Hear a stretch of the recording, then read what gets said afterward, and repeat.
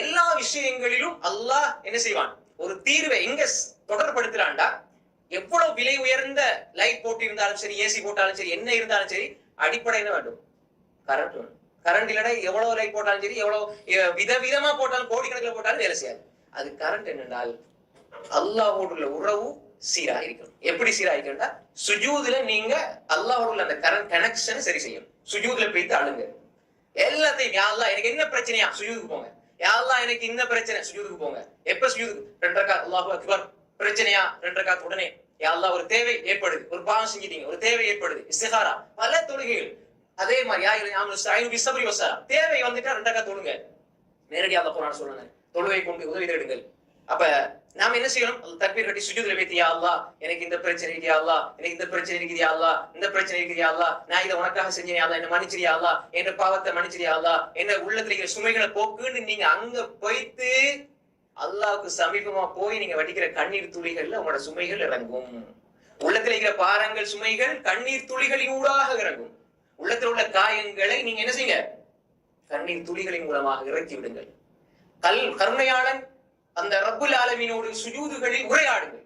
அப்ப அல்லாஹ் என்று சொன்னால், கண்ணீருக்கென்று ஒரு கண்ணீர் வலி, அதாவது உள்ளத்தில் இருக்கிற வலியை வெளிப்படுத்துற ஒன்று என்றாலும் அது ஆனந்தத்தின் வெளிப்படும். நீங்க மனசுல உருகி நீங்க அல்லாஹ்வுக்கு முன்னால் வடிக்கிற கண்ணீர் துளிகளில் சுகம் இருக்கிறது, இதயத்திற்கான சுகம் இருக்கிறது.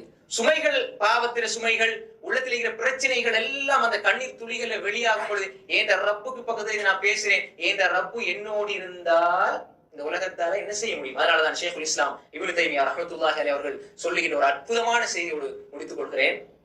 இமாம் இப்னு தைமியா ரஹ்மத்துல்லாஹி அலைஹி சிறைபிடிக்கப்பட்டார்கள், பல விடத்தில் சிறைபிடிக்கப்பட்டார்கள். அவங்க சொல்ற அடிக்கடி சொல்ற வாசகம் என்ன?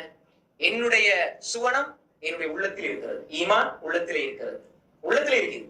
மாதா யஸ்னா அதாயிபி, என்னுடைய எதிரிகள் என்னை என்ன செய்ய போகிறார்கள்?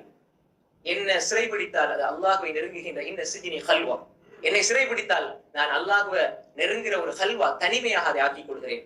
அவர்கள் என்னை இஹ்ராஜ் மின் பலதி சியாஹா, என்னை அவர்கள் இந்த நாடு கடத்தினால், நாட்டை விட்டு கடத்தினால் அதை அல்லாஹ்வை நோக்கி ஒரு சுற்றுலாவாக எடுத்துக் கொள்கிறேன். எப்படி அவங்களுடைய சிந்தனை? கடைசியில அவர்கள் என்ன செய்ய போகிறார்கள்?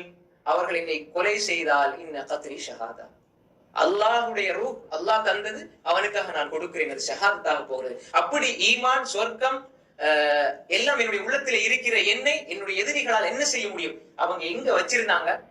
அல்லாஹ் அவனுடைய ஈமான் அதை உள்ளத்துல வச்சிருந்தாங்க. 4 சுவருக்குள்ள அடைக்கப்பட்டிருந்தாலும் அவர்கள் தன்னை ஒரு சொர்க்கவாதியா, சொர்க்கத்தில் இருப்பதாக, நன்மைகள் நிரம்பி அந்த அருள்களை அல்லாஹ்விடம் ஆசிக்கக்கூடியவராக, அல்லாஹ்வோடு உரையாடுகின்ற தனிமையாக மாற்றிக்கொண்டதனால் அல்லாஹ் அவருடைய மரணத்தை சிறப்பானதாக ஆக்குகிறார்.